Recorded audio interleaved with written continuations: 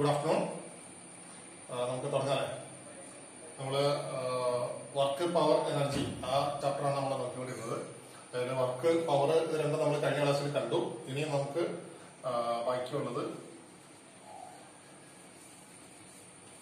എനർജിയാണ്. എനർജി എന്ന് പറഞ്ഞാല് it is the ability to do work.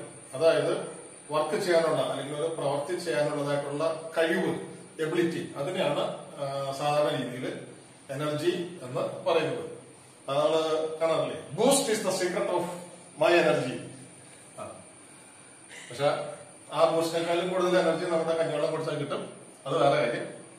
ഈ സാധാരണ ഗോതമ്പ് പൊടിയിൽ ഒരു ശർക്കരയും ഒരു കലക്കി ഒഴിച്ച് വേറെ എന്തെങ്കിലും ഒരു ഫ്ലേവറൊക്കെ ചേർത്ത് മനോഹരമായിട്ട് പാക്ക് ചെയ്ത് വരുമ്പോ അത് ഒരു ചെറിയ പാക്കറ്റ് 200-250 ഗ്രാം ഉള്ളതിന് 200 രൂപ 300 രൂപ അങ്ങനെ വില വരും.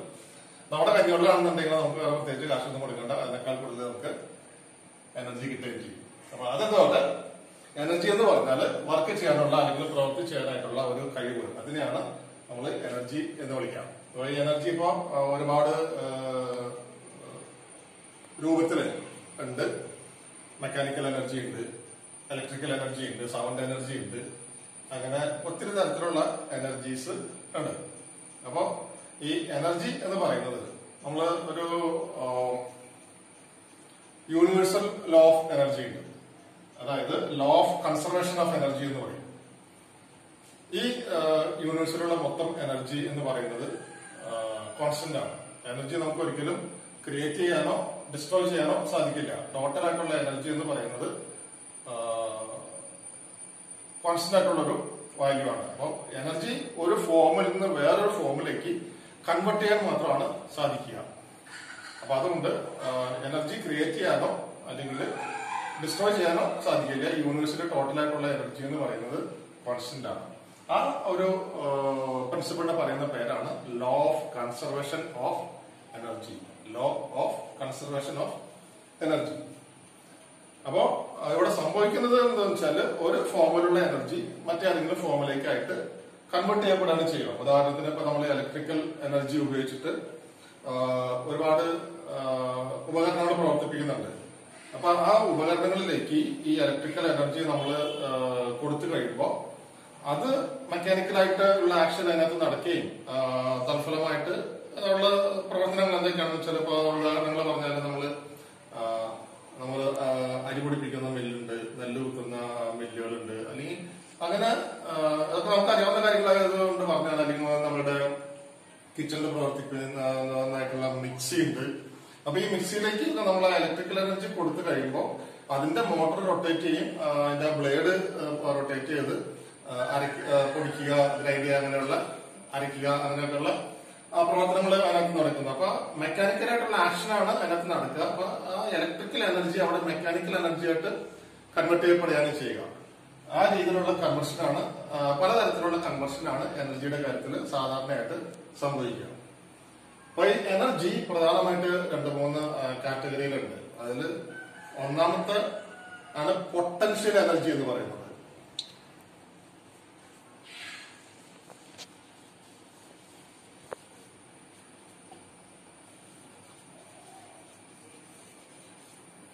പൊട്ടൻഷ്യൽ എനർജി അതായത് ഒരു വസ്തുവിന് അതിന്റെ ഒരു പൊസിഷൻ, അത് ഇരിക്കുന്നതായിട്ടുള്ള ഒരു സ്ഥാനം, അതുമൂലം അതിനകത്ത് ഉണ്ടാകുന്നതായിട്ടുള്ള ഒരു എനർജിനെയാണ് പൊട്ടൻഷ്യൽ എനർജി എന്ന് വിളിക്കുക.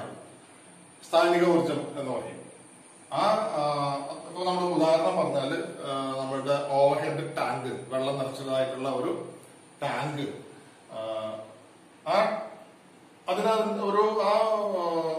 അതിരിക്കുന്ന ഒരു പൊസിഷനും ആ വെള്ളത്തിന്റെ ഭാരം എല്ലാം കൂടെ ചേർന്നിട്ടുള്ള ഒരു എനർജി ഒരു ഉദാഹരണമാണ്.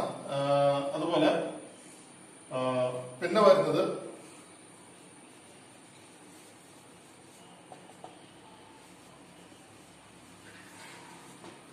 ഈ പൊട്ടൻഷ്യൽ എനർജിയിൽ വെള്ളം നിറച്ചിട്ടുള്ള ഓവർഹെഡ് ടാങ്ക്, അതുപോലെ തന്നെ വലിച്ചു പിടിച്ചതായിട്ടുള്ളൊരു റബ്ബർ പീസ്, അല്ലെന്നുണ്ടെങ്കിൽ നമ്മൾ പ്രസ് ചെയ്ത് പിടിച്ചായിട്ടുള്ള ഒരു സ്പ്രിങ്, ഇതിന്റെയൊക്കെ ആ ഒരു ആക്ഷൻ അല്ലെങ്കിൽ ആ ഒരു പൊസിഷൻ മൂലം ഉണ്ടാകുന്ന അപ്പൊ ഒരു വലിച്ചു പിടിച്ചായിട്ടുള്ള ഒരു റബ്ബർ ബാൻഡ് അല്ലെങ്കിൽ ഒരു റബ്ബർ പീസ് നമ്മളിങ്ങനെ പിടിച്ചു കഴിഞ്ഞാൽ അതിന്റെ നമ്മൾ വലിച്ചു പിടിച്ച അറ്റം പിടിച്ചു കഴിഞ്ഞാൽ അത് എന്താ സംഭവിക്കുന്നത് നമുക്കറിയാം. അതുപോലെ ഒരു സ്പ്രിങ് നമ്മൾ പ്രസ് ചെയ്ത് പിടിച്ചിരിക്കുന്ന ഒരു സ്പ്രിങ് അതിന്റെ നമ്മളെ അതിനെ റിലീസ് ചെയ്ത് കഴിഞ്ഞാലും അത് ചാടി തെറിച്ചു വരും. അങ്ങനെയൊക്കെയുള്ള ആ ഒരു രീതി. അപ്പൊ അങ്ങനെ അതിന്റെ പൊസിഷൻ മൂലം അത് ആർജിക്കുന്നതായിട്ടുള്ള എനർജിയാണ് പൊട്ടൻഷ്യൽ എനർജി. അതുപോലെ കൈനറ്റിക് എനർജി എന്ന് പറഞ്ഞാൽ ഒരു വസ്തു അതിന്റെ ചലനം മൂലം മൂവ്മെന്റ് വഴി മോഷൻ വഴി ആർജിക്കുന്നതായിട്ടുള്ള എനർജിയാണ് കൈനറ്റിക് എനർജി. ഇത് രണ്ടുമാണ് ഏറ്റവും പ്രധാനമായിട്ട് വരുന്നത്. അതില് ഈ പൊട്ടൻഷ്യൽ എനർജി അത് നമ്മൾ നോട്ട് ചെയ്യുക. P equal to mgh.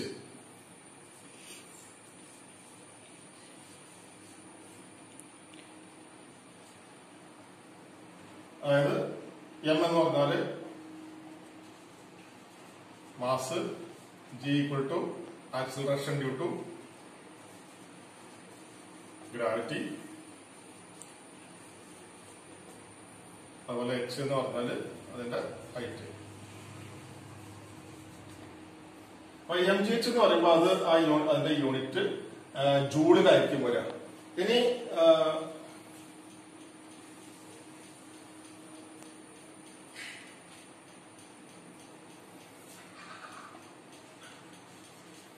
G ഇല്ലാതെ എം എച്ച് മാത്രമായിട്ട് വരും. അപ്പൊ അത് വരുമ്പോ കിലോഗ്രാം മീറ്റർ ആയിരിക്കും അതിന്റെ യൂണിറ്റ്. അപ്പൊ ഈ ആക്സിലറേഷൻ ഡ്യൂ ടു ഗ്രാവിറ്റി എവിടെയാണോ ആപ്ലിക്കബിൾ ആയിട്ട് വരുന്നത് ആ കേസിൽ നമ്മൾ പൊട്ടൻഷ്യൽ എനർജി എടുക്കുകയാണെന്നുണ്ടെങ്കിൽ എം ജി എച്ച്. അതുപോലെ ഗ്രാവിറ്റേഷൻ ഫോഴ്സിന്റെ ഒരു ആവശ്യകത ഇല്ലാത്തടത്ത് നമുക്ക് എം എച്ച്. അപ്പൊ അതിന്റെ യൂണിറ്റ് കിലോഗ്രാം മീറ്റർ ആയിരിക്കും, മറ്റേത് ജൂളിലായിരിക്കും. ഈ പൊട്ടൻഷ്യൽ എനർജിയുടെ എക്സാമ്പിളായിട്ട് ഒരു വലിച്ചു പിടിച്ച റബ്ബർ പീസിന്റെ അല്ലെങ്കിൽ റബ്ബർ ബാൻഡിന്റെ കാര്യം പറഞ്ഞു. അത് എങ്ങനെയാണ് വരുന്നതെന്നുള്ളതിന്റെ ഒരു കുഞ്ഞ് വീഡിയോ ഞാൻ അതിന്റെ കൂടെ അറ്റാച്ച് ചെയ്യുന്നുണ്ട്, അത് കാണുക.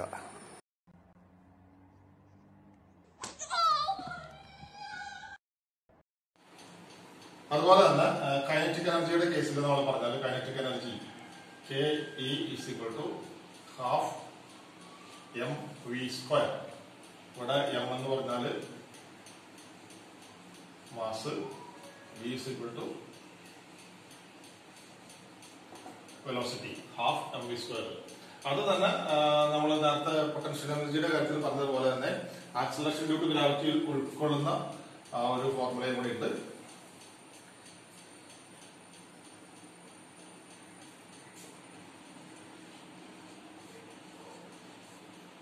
M V square divided by 2g.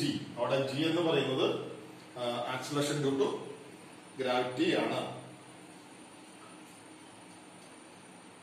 അപ്പൊ അതും നമ്മള് അതിന്റെ സിറ്റുവേഷൻസ് നോക്കിയിട്ട് ഏതാന്ന് വെച്ചാൽ അതിനനുസരിച്ച് ഫോർമുല യൂസ് ചെയ്യാം. ഇത് സ്ട്രെയിറ്റ് മോഷൻ ആണെന്നുണ്ടെങ്കിൽ നമുക്ക് ഹാഫ് എം വി സ്ക്വയർ ഉപയോഗിക്കാം. അതല്ല മുകളിൽ നിന്ന് നേരെ താഴേക്ക് വരുന്ന മോഷൻ അങ്ങനത്തെ ഉള്ള കേസിലാണെന്നുണ്ടെങ്കിൽ നമുക്ക് M V square by 2g ആ ഒരു ഫോർമുലയാണ് നമുക്ക് ഉപയോഗിക്കേണ്ടത്.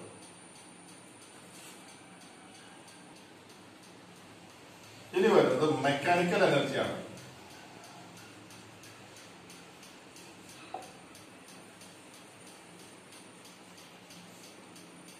ഈ മെക്കാനിക്കൽ എനർജി എന്ന് പറയുന്നത് ഒരു ബോഡിക്ക് അതിന്റെ പൊട്ടൻഷ്യൽ എനർജിയും കൈനറ്റിക് എനർജിയും കൂടെ ചേർന്നതായിട്ടുള്ള ക്വാണ്ടിറ്റിയാണ് അതിന്റെ മെക്കാനിക്കൽ എനർജി എന്ന് പറയുന്നത്. ഇപ്പൊ പൊട്ടൻഷ്യൽ എനർജി നമ്മൾ പറഞ്ഞു, അതിന്റെ പൊസിഷൻ, ഒരു ബോഡിക്ക് അതിന്റെ പൊസിഷൻ മൂലം ആർജിക്കുന്നതായിട്ടുള്ള എനർജിയാണ് പൊട്ടൻഷ്യൽ എനർജി. അതുപോലെ ഒരു ബോഡി അതിന്റെ ചലനം മൂലം ആർജിക്കുന്നതായിട്ടുള്ള എനർജിയാണ് കൈനറ്റിക് എനർജി. അപ്പൊ ഇത് രണ്ടും കൂടെ ചേർന്ന ക്വാണ്ടിറ്റിയാണ്, അല്ലെങ്കിൽ രണ്ടും കൂടെ ചേർന്ന എനർജിയാണ് മെക്കാനിക്കൽ എനർജി എന്ന് പറയുന്നത്. അത് പ്രധാനമായിട്ടും അപ്പൊ നമുക്ക് അതിൽ നിന്ന് തന്നെ മനസ്സിലാക്കാം, അത് മൂവിംഗ് ഒബ്ജക്റ്റിനാണ് ഇത് ബാധകമായിട്ടുള്ളത്.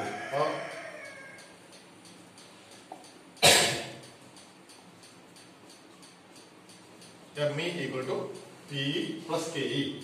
Mechanical energy equal to potential energy plus kinetic energy.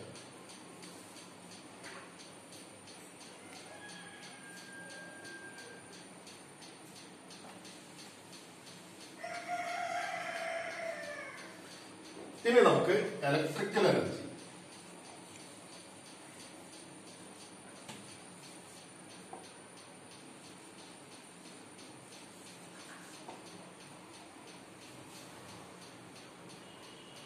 Electrical energy എന്ന് പറയുന്നത് ആ സമയത്തിനെ അടിസ്ഥാനപ്പെടുത്തിയിട്ടുള്ള പവറിന്റെ യൂസേജ് ആണ് ഇലക്ട്രിക്കൽ എനർജി എന്ന് പറയുന്നത്. ഇപ്പൊ ഇലക്ട്രിക്കൽ പവർ നമ്മൾ കണ്ടു, അതിന്റെ യൂണിറ്റ് വാട്ട് ആണ്.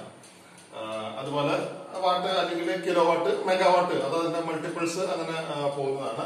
അപ്പൊ അത് സമയത്തിനെ ബേസ് ചെയ്തിട്ടുള്ള ഒരു പവർ കൺസംഷനെയാണ് ഇലക്ട്രിക്കൽ എനർജി എന്നതുകൊണ്ട് നമ്മൾ അർത്ഥമാക്കുന്നത്. അപ്പൊ അതിന്റെ യൂണിറ്റ് വരുന്നത് വാട്ട് അവർ അല്ലെങ്കിൽ കിലോ വാട്ട് അവർ, WH അല്ലെങ്കിൽ കിലോ വാട്ട് അവർ. ഇപ്പൊ നമ്മൾ സാധാരണ അതിന്റെ ഒരു BOT അല്ലെങ്കിൽ ബോർഡ് ഓഫ് ട്രേഡ് യൂണിറ്റ് എന്ന് പറയുന്നത് കിലോ വാട്ട് അവർ ആണ്. അതായത് ഒരു മണിക്കൂറിൽ 1 കിലോ വാട്ട് പവർ കൺസ്യൂം ചെയ്യുമ്പോൾ അവിടെ യൂസ് ചെയ്തതായിട്ടുള്ള എനർജി എന്ന് പറയുന്നത് ഒരു യൂണിറ്റ് അല്ലെങ്കിൽ ഒരു ബോർഡ് ഓഫ് ട്രേഡ് എന്ന് പറയും. ആ ഒരു യൂണിറ്റ് എനർജി എന്ന് പറയുന്നത് 1 കിലോ വാട്ട് അവർ.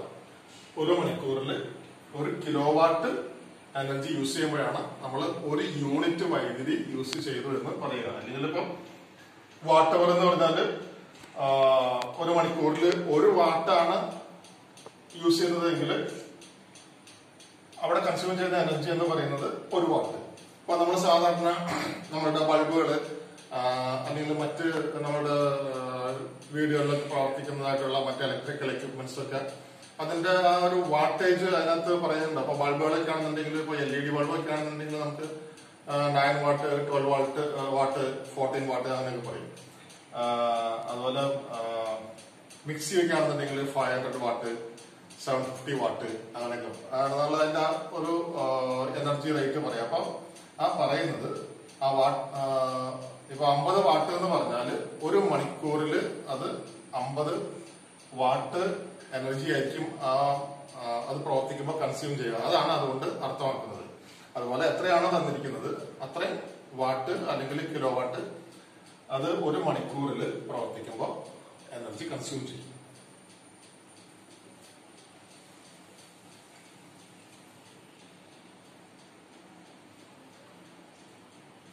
ഇനി നമുക്ക് ഇതൊക്കെ ബേസ് ചെയ്തിട്ടൊരു 1-2 ചെറിയ പ്രോബ്ലംസ് ഒന്ന് ചെയ്തു നോക്കാം.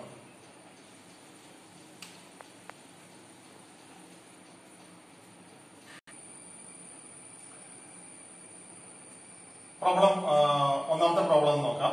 If the kinetic energy of A bullet is 100 joule and it's mass is 200 gram, then what is the speed of the bullet? അതായത് 200 gram മാസ് ഉള്ള ഒരു ബുള്ളറ്റ്, അതിന്റെ കൈനറ്റിക് എനർജി എന്ന് പറയുന്നത് 100 ജൂളാണ്. അങ്ങനെയാണെന്നുണ്ടെങ്കിൽ അതിന്റെ സ്പീഡ് അല്ലെങ്കിൽ വെലോസിറ്റി എത്രയാണ് എന്നുള്ളതാണ് നമുക്ക് കണ്ടുപിടിക്കേണ്ടത്.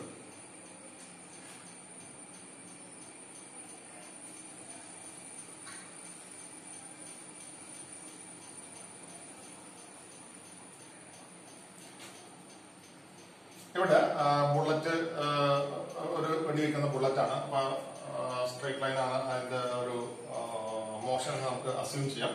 ഇവിടെ നമ്മൾ ഉപയോഗിക്കേണ്ട ഫോർമുല എന്ന് പറയുന്നത് KE is equal to half mv² എന്നുള്ള ഫോർമുല എന്നാണ് നമുക്കത് കണ്ടുപിടിക്കേണ്ടത്. ഇവിടെ KE എന്നുള്ളത് നമുക്ക് അറിയാം,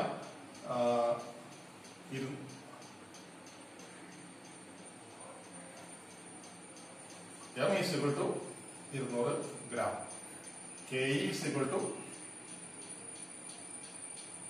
100 joule.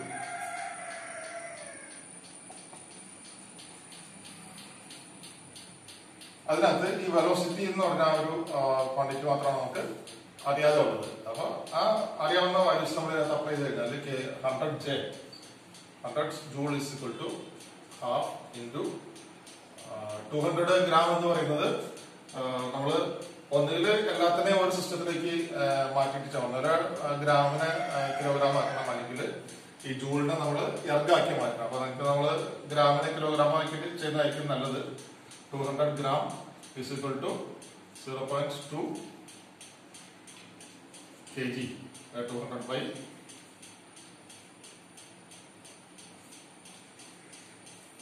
1000. That's equal to 0.2 ആണ്.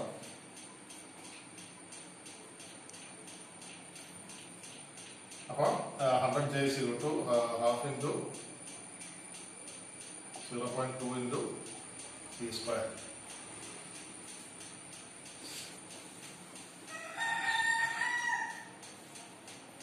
ഇത് നമ്മൾ ക്രോസ് മൾട്ടിപ്ലൈ ചെയ്താല് 2 into 100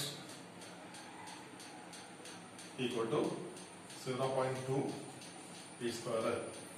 അപ്പൊ അതിൽ നിന്നും നമ്മൾ V square കാണുന്നുണ്ടെങ്കിൽ V square is equal to 2 into 100 divided by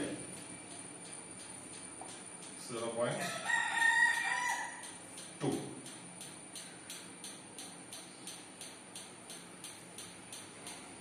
That is equal to 200 divided by 0.2. 200 divided by 0.2 എന്ന് പറയുമ്പോൾ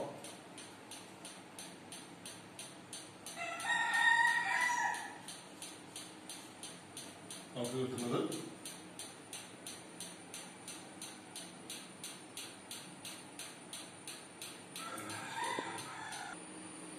അവിടെ ക്വസ്റ്റ്യനിൽ ചെറിയൊരു കറക്ഷൻ ഉണ്ട്.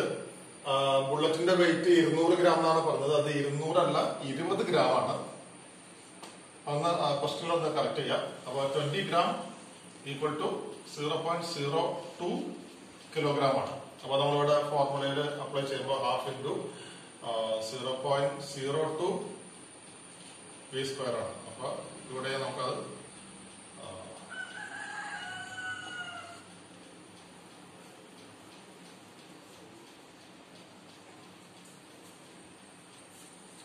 .02 V square 02. That's equal to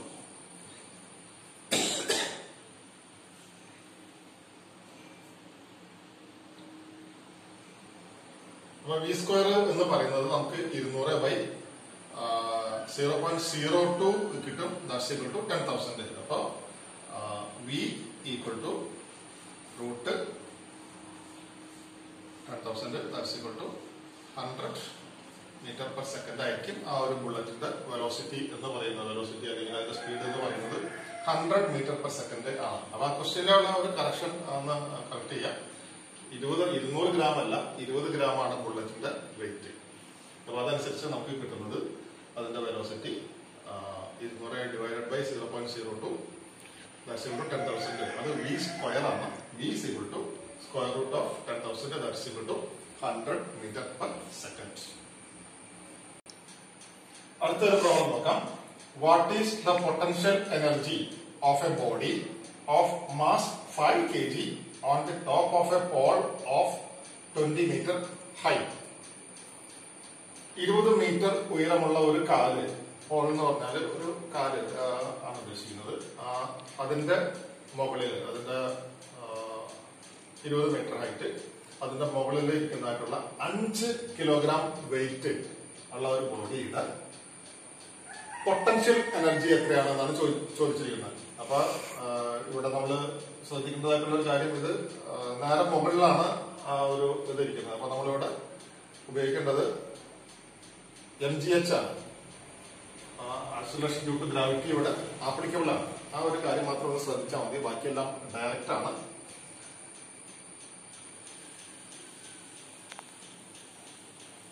അപ്പൊ തന്നിട്ടുള്ള കാര്യങ്ങൾ M is equal to 5 kg, H is equal to 10 meter.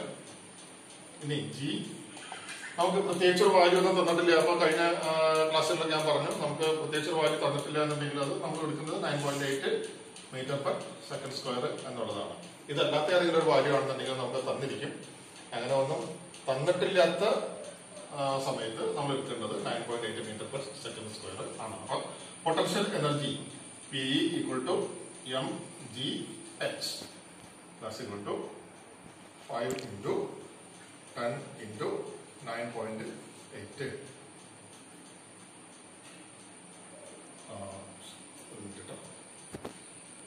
ഇതാണ്. അപ്പൊ 5 into 20 into 9.8 plus equal to 5 into 20 എന്ന് പറയുമ്പോൾ 100, 100 into 9.8 980 ജൂൾ ആണ് അതിന്റെ പൊട്ടൻഷ്യൽ എനർജി എന്ന് പറയുന്നത്. 980 ജൂൾ.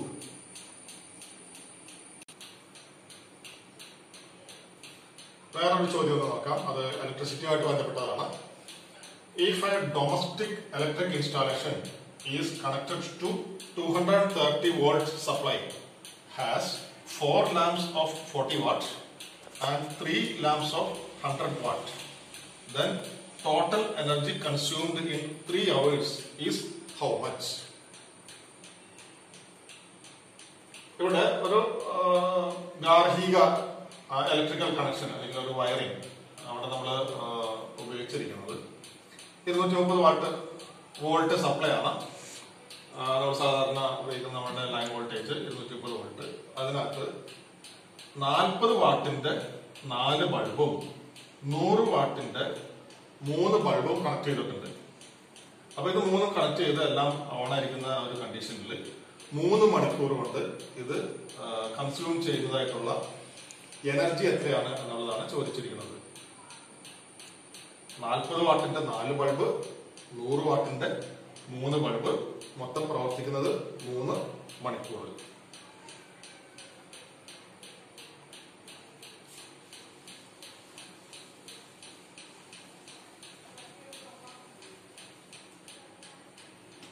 അപ്പൊ അവിടെ വരുന്ന ടോട്ടൽ പവർ എന്ന് പറയുന്നത്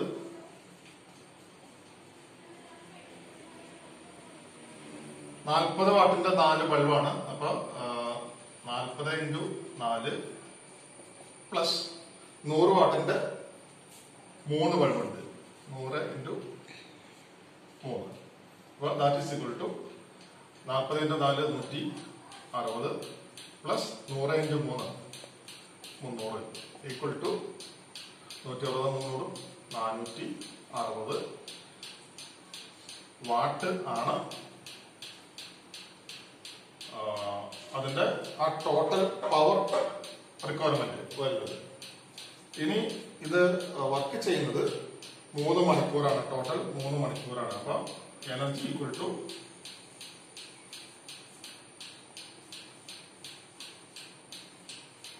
പവർ ഇൻറ്റു ടൈം.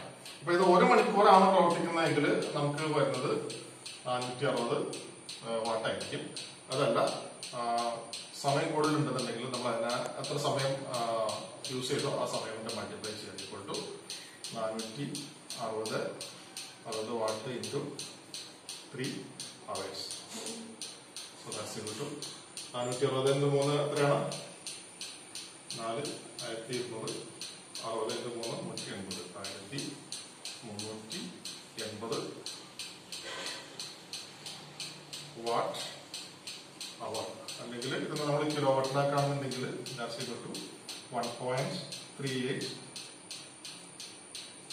kWh അല്ലെങ്കിൽ 1.38 യൂണിറ്റ്. 1.38 യൂണിറ്റ് അല്ലെങ്കിൽ 1.38 കിലോ വാട്ട് അവർ ആണ് അതിന്റെ ആ 3 മണിക്കൂർ നേരത്തേക്കുള്ള ഇത്രയും. ഈ 7 ബൾബ് 40 വാട്ടിന്റെ 4 ബൾബും 100 വാട്ടിന്റെ 3 ബൾബും ചേർന്ന് 460 വാട്ട് 3 മണിക്കൂർ പ്രവർത്തിക്കുമ്പോൾ കൺസ്യൂം ചെയ്യുന്ന എനർജി എന്ന് പറയുന്നത് 1380 വാട്ട് അല്ലെങ്കിൽ 1.38 കിലോ വാട്ട് അവർ ആണ് ചെയ്തത്. അതിന്റെ ബോർഡ് ഓഫ് ട്രേഡ് യൂണിറ്റ് അനുസരിച്ച് അത് 1.38 യൂണിറ്റ് ആയിരിക്കും. അപ്പോൾ ഇന്നത്തേക്ക് ഇത്രയും മതി. എല്ലാവരും സേഫായിട്ട് ഇരിക്കുക. സാധാരണ മലയാളത്തിലുള്ള പോലെ എല്ലാവരും സേഫായിട്ട് ഇരിക്കുക. Thank you.